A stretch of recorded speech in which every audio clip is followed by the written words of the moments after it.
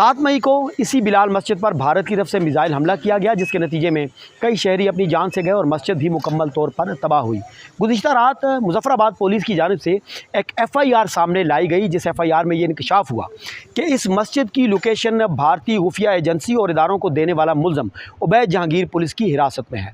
पाकिस्तान के ज़ेर इंतज़ाम कश्मीर के दारुल हुकूमत मुजफ्फराबाद से मैं हूं नदीम शाह और आप देख रहे हैं इंडिपेंडेंट उर्दू। पुलिस से जब रब्ता किया गया तो पुलिस ने यह कन्फर्म किया है कि ये FIR मुसद्दका है और उबैद जहांगीर इदारों की हिरासत में है। पुलिस ने यह भी कन्फर्म किया कि उबैद जहांगीर ने न सिर्फ इस मस्जिद की लोकेशन बल्कि मुजफ्फराबाद के गिरदो नवाह में हसास मकामात की मालूमात भी भारतीय खुफिया एजेंसी को दी और इसके बदले भारी रकूम भी हासिल की।